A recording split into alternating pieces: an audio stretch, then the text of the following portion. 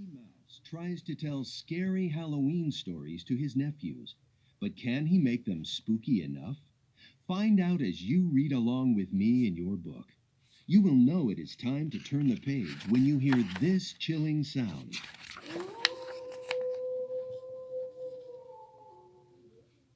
Let's begin now.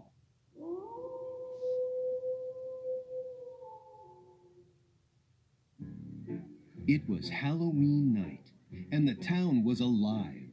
Mickey, Donald, their nephews, and Goofy were dressed up and excited to trick or treat. They got their fair share of candy and returned to Mickey's decked-out house. Trick or treat, smell like me, give me something good. In Mickey's living room, Goofy and Donald admired Mickey's decorations. Whoa, Mick, you really went whole hog this Halloween. Just you wait. I still have one more surprise in store.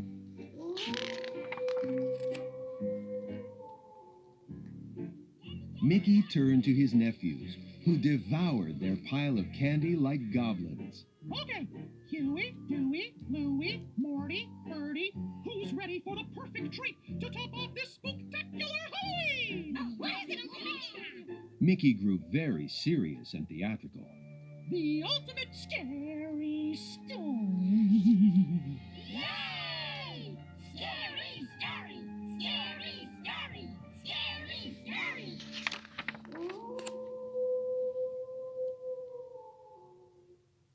Goofy, Donald, and the nephews gathered around, eager to hear Mickey's story. Mickey dramatically switched off the lights, drew the curtains, and cleared the furniture. Scoot in closer. Ahem. Before we begin, it would be unkind to present this tale without just a word of friendly warning. It's one of the strangest stories ever told. It might shock you. It might even horrify you. Mickey paused for effect. It was a dark, stormy night.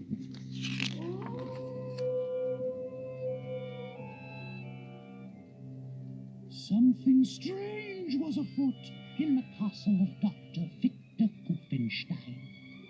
In the doctor's laboratory, Dr. Victor Guffenstein and Duckor the Hunchback created a scary monster.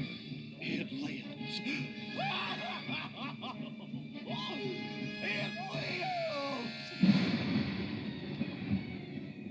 Only the monster wasn't scary at all.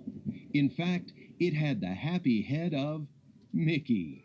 Golly, I'm alive! And I'm loving it! Mickey's nephews weren't spooked in the slightest. They wanted a truly scary story, as promised.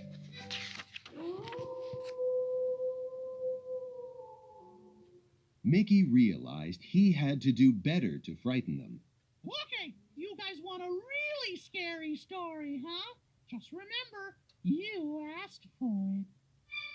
Long ago, in a time of darkness, Mickey continued to tell his audience about a great vampire hunter named Van Mousing and his trustworthy companions. The group made it inside a vampire's castle, where the vampire trapped them and attacked. Luckily, Van Mousing yanked open the curtains, allowing sunlight to burn the vampire to ashes. the hunters celebrated, but all was not well, for during the heat of battle, Van Mousing had been bitten. The vampire hunter became... A vampire. Nobody saw that coming. We all saw it coming. The nephews still weren't impressed by Mickey's candy corn fangs. That wasn't scary at all. Mickey disagreed. You guys are nuts! That was super scary! The nephews pelted Mickey with eggs and tomatoes. Feeling defeated, Mickey ran into the kitchen, looking to his friends for what to do. Face it, Mick, you come from the happiest place on earth. You're just not capable of telling a scary story. Mickey sank to the floor. I guess you're right. There is no way I can tell a scary story. I better get out there and tell the boys their Halloween is ruined.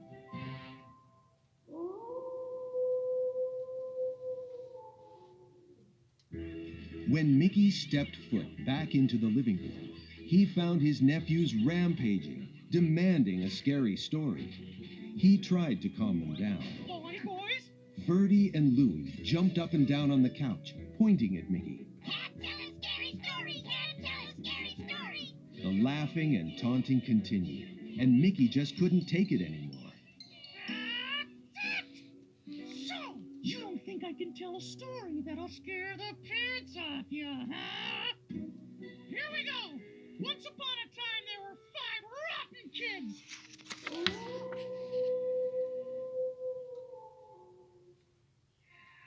In Mickey's latest story, the nephew characters wreaked havoc on innocent townsfolk. And they loved to steal pie. They stole from everyone. No pie was safe. The whole town was in an uproar. But the boys were too clever to be caught. Back in Mickey's living room, the nephews were loving the story so far. Mickey continued to tell his dark, twisted fairy tale. Every day was the same. Nothing ever changed. Until one day, a glorious scent came into their hideout.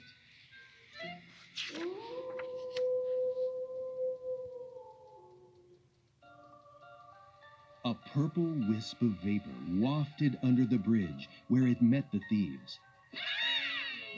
They rounded a corner and came upon an incredible pastry. 'Twas the most amazing pie they had ever seen. They had to have it. The thieves' jaws dropped, and they drooled while a sweet old lady named Granny Hexoba pushed a cart with the magnificent pie. That's some pie you have there, Grandma. Then the devilish boys stole her pie and triumphantly dashed off.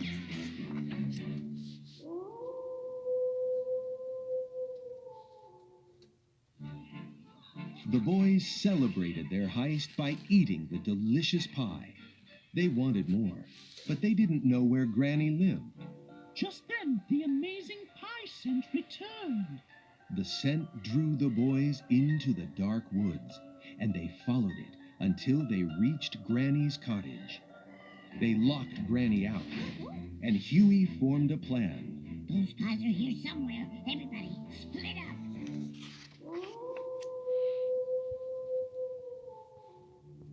The aroma led them through the dark, creepy cottage. Before they knew it, they started to get picked off one by one. A painting came alive and yanked Morty inside the wall. A bookshelf swept Louie away. A dingy cellar staircase turned into a slide, sending Dewey through a trapdoor. Soon, Ferdy disappeared into a black void, leaving Huey all alone and running for his life. Huey entered the kitchen and finally found a pie. Entranced by it, he took a bite.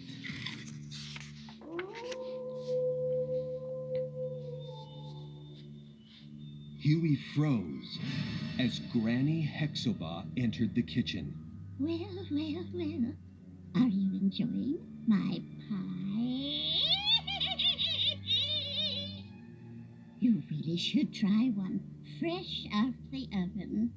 She opened the oven door to reveal pies wearing the other boys' hats. Their faces pushed through the dough, pleading and whimpering.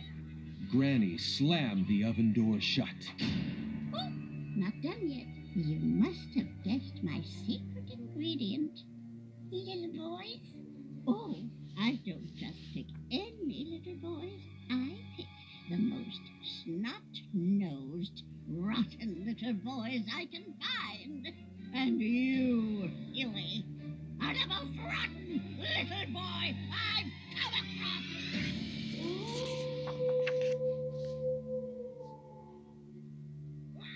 Granny laughed maniacally and suddenly turned into an evil witch. She grabbed her rolling pin.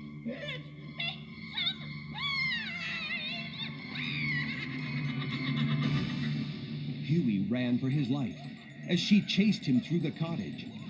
Finally, he spotted the front door. I'm free! But before he could escape, Granny grabbed him and yanked him back inside the cottage. There was no escape. We had become panics.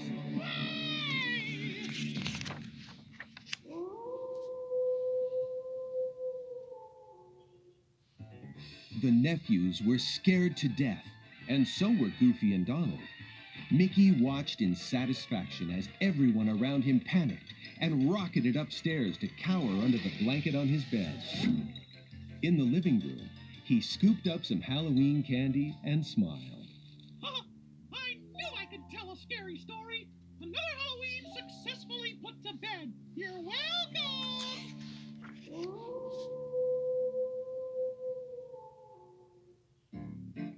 The doorbell rang, and Mickey went to answer it. We're just making kids into pies. Scares them every time.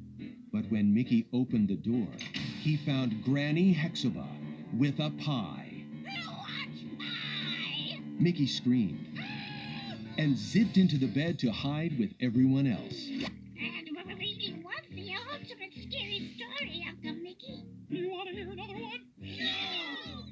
Good. Me neither.